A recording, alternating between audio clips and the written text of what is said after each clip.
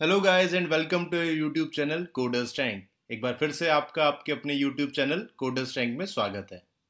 आज की क्लास में हम पढ़ने जा रहे हैं लूप्स के बारे में। हमारी पाइथन की बिगनर सीरीज का ये सबसे इम्पॉर्टेंट और इंटरेस्टिंग टॉपिक है।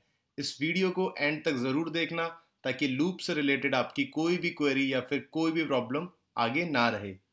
तो गाइज अब बचपन में जब हम कोई पोएम याद करते थे या कोई गाना हमें याद करना होता था तो हम उसे बार बार गाते रहते थे या फिर रिपीटेडली उसको रटा करते थे ताकि वो गाना हमें याद हो जाए या फिर वो पोएम हमें याद हो जाए। प्रोग्रामिंग में भी सिमिलरली आइट्रेशन होता है, यानी कि हमें बार बार एक काम को कराते रहना है।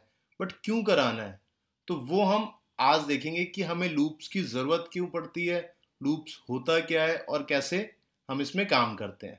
तो आइए चलते हैं, अपनी वीडियो को स्टार्ट करते हैं और जानते हैं कि क्या क्या हमारे पास लूप्स में अवेलेबल है। तो सबसे पहले तो टाइप्स ऑफ लूप, कि भाई हमारे पास पाइथन में कितने टाइप्स के लूप है। हमारे पास दो टाइप्स के लूप होते हैं, एक फॉर लूप और एक वाइल लूप। वाइल लूप के बारे में मैं अपनी लास्ट वीडियो में आपको थोड़ा सा बता चुका था और फॉर लूप का भी एक छोटा सा टीजर दिया था। अगर आपको वो वीडियो देखनी हो तो आपके पास राइट साइड में कार्ड्स में उसका लिंक मिल जाएगा, आप उसको देख लेना।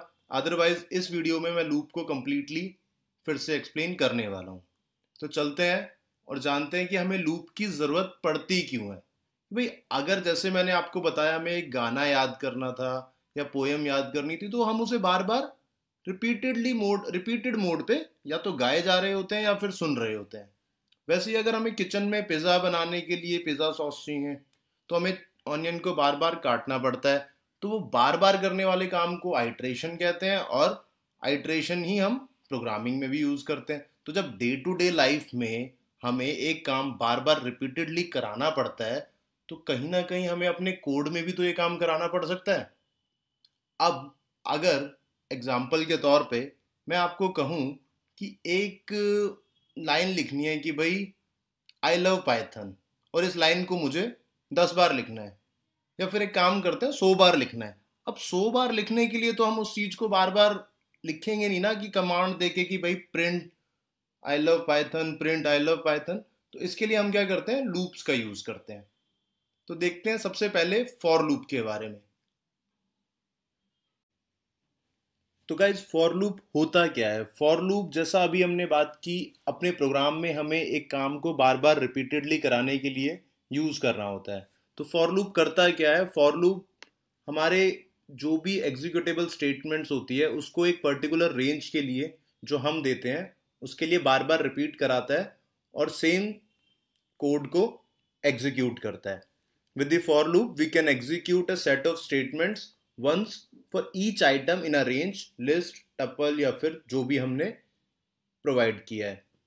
तो अगर हम एक कोड को, यानी कि हम अगर चाहते हैं पाइथन में आई लव पाइथन को प्रिंट कराना 100 बार, तो हम एक 100 की रेंज देके सिर्फ एक लाइन ऑफ कोड से कि print I love Python 100 times print करा सकते हैं। तो चलिए देखते हैं इसका सिंटेक्स कैसा होता है।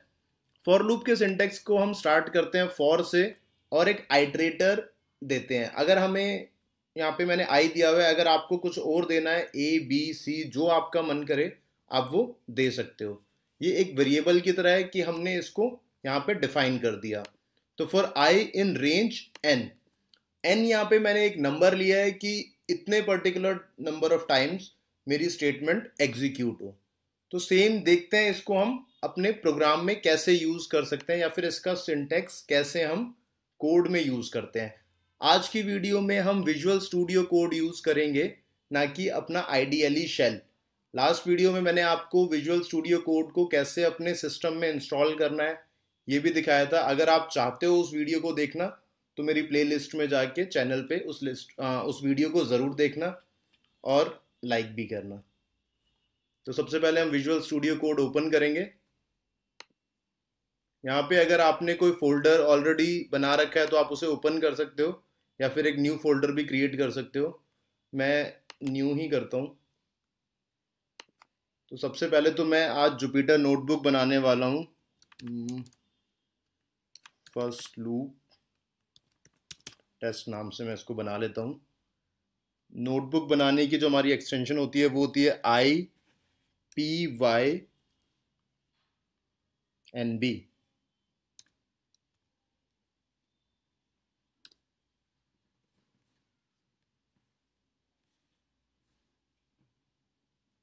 तो मैं यहाँ पे एक अपनी जुपिटर नोटबुक ओपन कर चुका हूँ। यहाँ पे मैं कोड को लिख के ट्राई कर लेता हूँ। जैसा मैंने आपको बताया था, फॉर आई इन रेंज,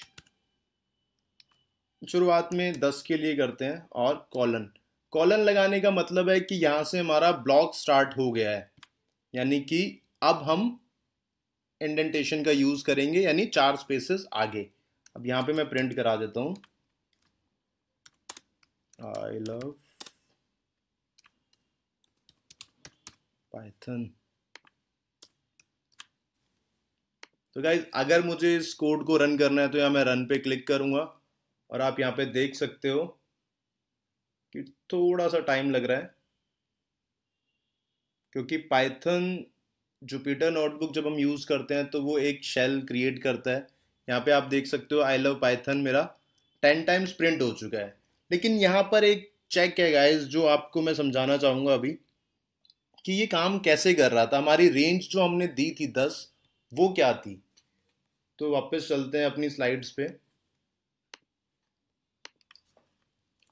हमने यहाँ पे जो 10 हमारी रेंज दी है, इस रेंज में बाय डिफॉल्ट हमें लोअर वैल्यू मिली है, हमारी लोअर लिमिट 0, और अपर लिमिट जो थी वो थी 10, जो हमने डिफाइन की। तो यानी कि 0 से 10 तक हमारा लूप एग्जीक्यूट करेगा विद एन इंक्रीमेंट ऑफ 1, जो कि बाय डिफॉल्ट यहाँ पर होता है। तो अगर सेम प्रोग्राम में मैं प्रिंट करा लेता हूँ आई को भी, एक काम करते हैं, इसी के साथ इसको प्रिंट यहाँ पे करा देते हैं।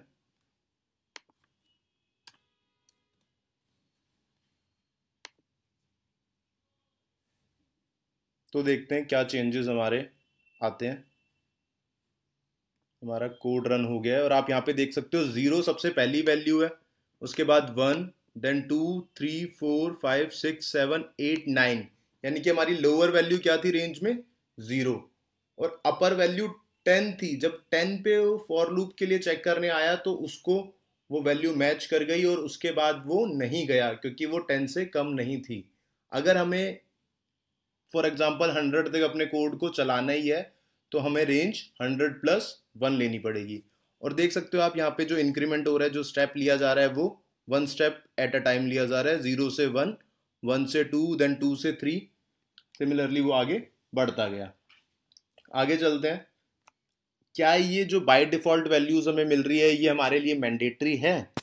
क्या हम इसको चेंज कर सकते हैं? डेफिनेटली हम इसको चेंज कर सकते हैं।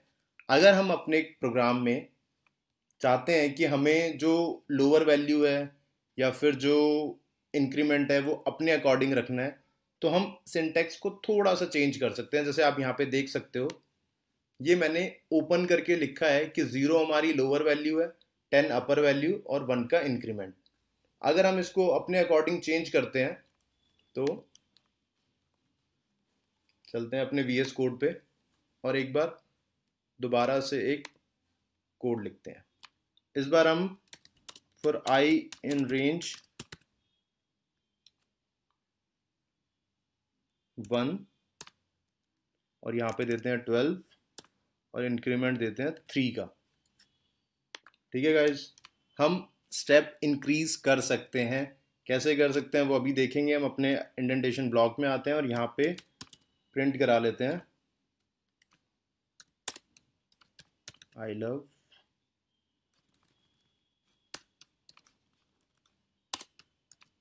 Coder strength. इस बार अपने चैनल के नाम प्रिंट कराते हैं और आई की वैल्यू। तो रन करा के देखते हैं कि हमें आउटपुट क्या मिल रहा है। I love coder strength 1, 4, 7 and 10। आप देख सकते हो अब हमारी लोअर वैल्यू क्या है, 1। सबसे पहले प्रोग्राम रन हुआ, 1 वैल्यू आई, उसने एग्जीक्यूट किया, फिर 3 का इंक्रीमेंट दिया और वैल्यू को 4 बना दिया, फिर 3 का इंक्रीमेंट दिया, वैल्यू को 7 बना दिया, फिर 3 का इंक्रीमेंट, वैल्यू को 10, और अब 3 के इंक्रीमेंट से वैल्यू हमारी 13 हो जाती, जो हमारी रेंज से बाहर जा रही है, यानी कि हमारी अपर लिमिट को क्रॉस कर रही है। तो हमारी लूप यहाँ पे ब्रेक हो जाती है और हमें आउटपुट मिल जाता है। आगे चलते हैं और अब नेक्स्ट हम वाइल लूप देखते हैं, क्योंकि हमने पाइथन में फॉर लूप को कैसे सिंटैक्स उसको देना है, कैसे एग्जीक्यूट कराना है वो देख लिया है। तो वाइल लूप के बारे में लास्ट वीडियो में भी मैंने आपको बताया था कि वाइल लूप एक सेट ऑफ स्टेटमेंट्स को तब तक एग्जीक्यूट करता है जब तक कि कंडीशन ट्रू है। अनटिल कंडीशन इज ट्रू वो एग्जीक्यूट करता रहेगा ही, और जैसे ही वो कंडीशन फॉल्स हो जाएगी वो लूप से बाहर निकल जाएगा। तो अगर मुझे यहाँ पे अपने आई को प्रिंट कराना है जब तक वैल्यू 6 से कम है, तो उसका सिंटैक्स मैं कैसे दूंगा? सबसे पहले आई को 1 से या 0 से जो भी मुझे वैल्यू देनी है वहाँ से मैं उसको इनिशियलाइज करूँगा और वाइल लूप में कंडीशन चेक करूँगा। वाइल लूप के साथ कंडीशन डालने के बाद कॉलन लगाना है और अपनी स्टेटमेंट्स को, जो भी एग्जीक्यूटेबल स्टेटमेंट्स हैं उनको लिख देना है। एक चीज़ हमें वाइल लूप में ध्यान देनी है कि यहाँ पे ऑटो इंक्रीमेंट नहीं होता, यहाँ पे हमें इंक्रीमेंट करानी पड़ेगी वैल्यू, अदरवाइज हमारी वाइल लूप इनफाइनाइट टाइम के लिए यानी कि कंटिन्यू फॉर एवर वो हो सकती है, वो चलती रहेगी और एरर आ जाएगा। तो वीएस कोड में चलते हैं और वाइल लूप का सिंटैक्स देखते हैं। तो वाइल लूप के लिए हमें सबसे पहले अपने आइटरेटर को कोई भी वैल्यू दे देनी है। फॉर एग्जांपल मैं यहाँ पे ए को 1 वैल्यू दे देता हूँ और वाइल लूप में लिख देता हूँ अनटिल मेरा ए 5 से छोटा है प्रिंट करे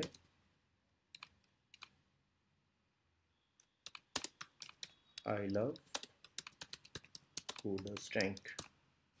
ठीक है गाइज, अब जो यहाँ पे एक बात का ध्यान मुझे देना है वो ये कि मुझे अपने ए को इंक्रीमेंट कराना है। अब ए को इंक्रीमेंट क्यों करा रहे हैं और कितने टाइम करा रहे हैं ये अभी मैं आपको प्रोग्राम रन करने के बाद समझाता हूँ। ओ सॉरी, मैंने कुछ और ही लिख दिया यहाँ पे, कोई बात नहीं। मैं यहाँ पे लिख रहा था आई लव कोडरस्टैंक।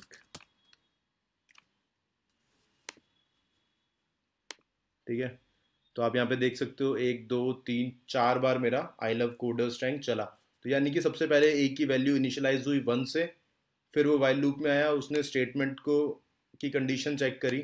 जो हमने यहाँ पे कंडीशन दी थी वो थी कि ए की वैल्यू जब तक 5 से छोटी है वो ये प्रिंट करा दे, और यहाँ पे हमने ए को 1 इंक्रीमेंट दे दिया। हम चाहते तो इसको 2 इंक्रीमेंट भी दे सकते थे।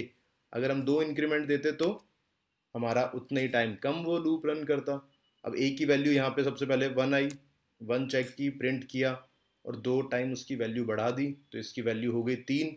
फिर गया 3 वैल्यू देखी, 3 5 से छोटी थी, फिर से प्रिंट किया, यहाँ पे आया 2 बढ़ा दी 5। अब 5 से छोटी नहीं है। अगर यहाँ मैं इक्वल टू देता तो ये प्रोग्राम एक और बार रन कर सकता था। ये देखो, अगर मैं लेस देन इक्वल टू पे चेक करा रहा हूँ तो तीसरी बार भी वो कंडीशन सेटिस्फाई हुई, ट्रू हुई, तो हमारी लूप आगे चली। और जब वो 4th टाइम आया उसमें कंडीशन फॉल्स हो गई तो वो लूप के अंदर नहीं गया और हमारा प्रोग्राम वहीं पे एग्जिट कर गया लूप से। ठीक है, अब आगे चलते हैं और वाइल लूप में ही नेक्स्ट ये देखते हैं कि हमें कब वाइल लूप का यूज़ करना है और कब फॉर लूप का। तो बहुत ही सिंपल सा फंडा है। अगर हमारे पास एक नंबर स्पेसिफिक रेंज है या फिर हमें पता है कि कितनी बार हमें एक स्टेटमेंट को रिपीटेडली एग्जीक्यूट कराना है, तो हम क्या यूज़ करेंगे? For loop. सबसे आसान है। और अगर हमारे पास कोई कंडीशन है या फिर हमें ये पता है कि जब तक हमारी कंडीशन ठीक है तब तक काम करे, कोई भी कंडीशनल बीच में इनपुट आ रहा है, तो हम कौन सी यूज़ करेंगे? While loop. बस एक चीज़ का ध्यान देना है कि फॉर लूप में इंक्रीमेंट ऑटोमेटिकली हो जाता है और वाइल लूप में हमें वो लूप के अंदर ही करना होता है। तो नेक्स्ट चलते हैं गाइस अपनी कोडिंग की तरफ, और सबसे पहले हमें प्रिंट कराने हैं 100 नंबर्स एक के बाद एक। आप चाहे तो वाइल लूप यूज़ कर सकते हैं और चाहो तो फॉर लूप भी। मैं यहाँ पे फॉर लूप का यूज़ करके 100 टाइम्स अपने 100 नंबर्स प्रिंट करा देता हूँ, ताकि आपको भी एक और बार सिंटैक्स क्लियर हो जाएगा। फॉर आई इन रेंज, कितनी रेंज है? 100। तो हमें कहाँ तक जाना है? 1 से 101 तक। या फिर एक काम और कर सकते हैं, वो थोड़ा और अच्छा लगता है। मैं यहाँ पे एक वैल्यू दे देता हूँ n इक्वल टू 100 और फॉर लूप को मैं चला देता हूँ 1 से n+1 तक। इंक्रीमेंट तो यहाँ पे बेसिकली हमारा 1 का ऑटोमेटिक है, तो हमें वो देने की ज़रूरत नहीं है। और अब मैं यहाँ पे प्रिंट कर देता हूँ अपनी i की वैल्यू। बट एक चीज़ का मुझे ध्यान देना है कि अगर मैं यहाँ पे, चलो आपको करके दिखाता हूँ, अगर मैं यहाँ पे ऐसे प्रिंट करा देता हूँ तो एक के साथ एक चिपका चिपका 1 2 3 4 आ जाएगा, सॉरी 1 2 3 4 नेक्स्ट लाइन में आ जाएगा। लेकिन मुझे एक साथ चाहिए, उसे अगर मैं सेपरेट कर दूँ एंड स्पेस से, तो हर वैल्यू के बाद मेरे को स्पेस मिल जाएगा और नेक्स्ट नंबर आ जाएगा 1 2 3 4 5 6 7 8 9 10 ऐसे करके 100 तक। ठीक है, नेक्स्ट क्या हम देख रहे थे, कौन सा कोड करना है हमें, print all the prime numbers until 100। तो 100 तक के सारे प्राइम नंबर्स को हम प्रिंट कराने जा रहे हैं। ये भी बहुत अच्छा प्रोग्राम है। तो नेक्स्ट चलते हैं प्राइम नंबर प्रिंट कराने के लिए। काफ़ी अच्छा प्रोग्राम है ये। हमें 1 से 100 तक सारे ही नंबर्स चेक करने हैं कि वो प्राइम है या नहीं। तो सबसे पहली कंडीशन हमारी प्राइम नंबर चेक कराने के लिए क्या होती है कि वो नंबर या तो खुद से डिवाइड होता है या फिर 1 से। तो चलते हैं, एक n को इनिशियलाइज कर देते हैं 100 तक और अपनी फॉर लूप को नंबर, मैंने NUM यहाँ पे एक आइट्रेटर यूज़ किया है, आपका जो मन करे आप भी यूज़ कर सकते हो। तो गाइज 1 तो हमारा प्राइम नंबर होता है नहीं, तो हम 100 के लिए 2 से स्टार्ट करते हैं और 101 तक उसको लेके चलते हैं और एक फ्लैग यहाँ पे डिफाइन कर देते हैं ट्रू, कि स्टार्टिंग में हमारा फ्लैग ट्रू है।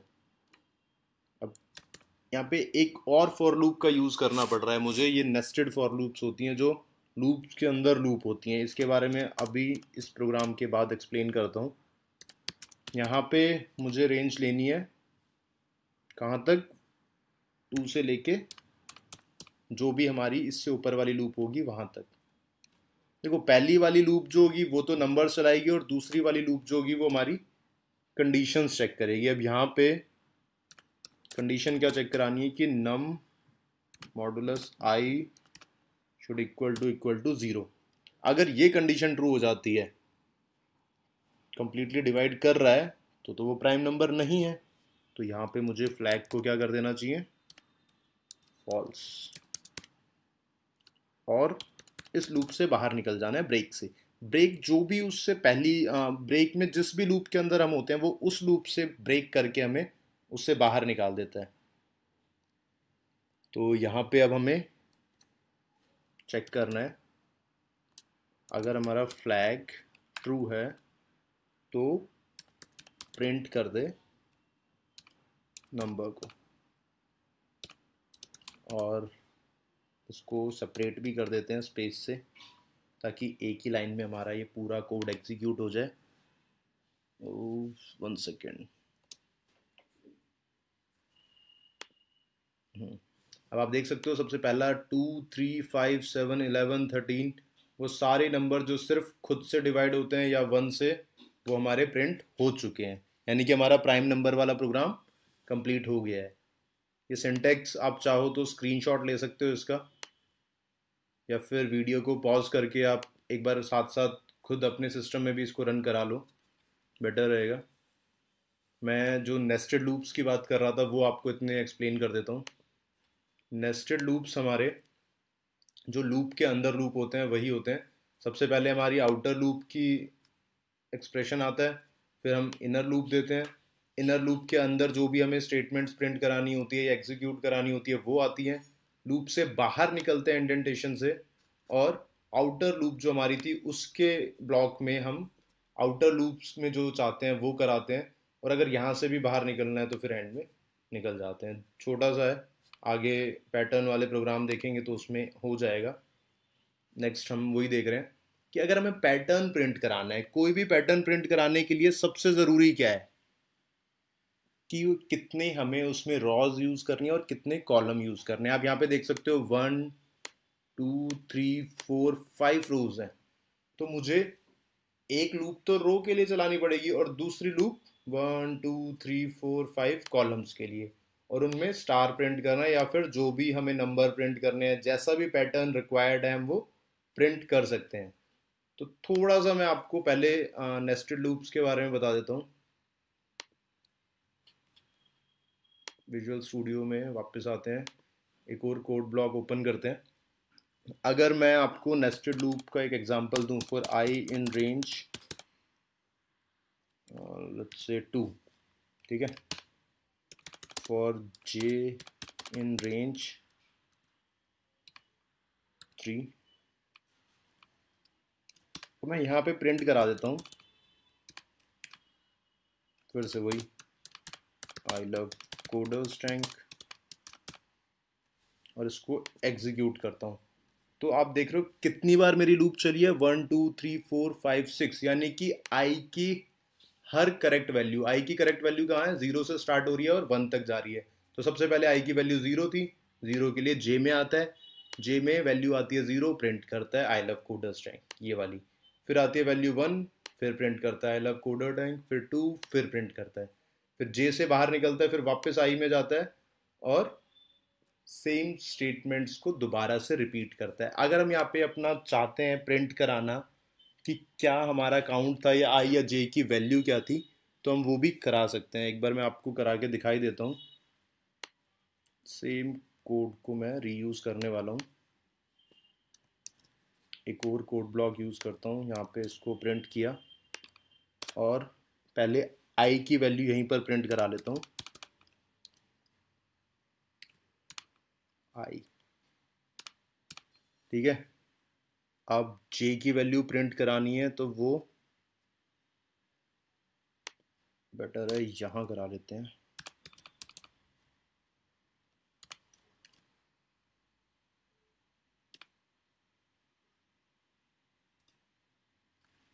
साथ में भी करा सकते हैं, कोई बहुत बड़ा डिफरेंस नहीं आने वाला यहाँ पे।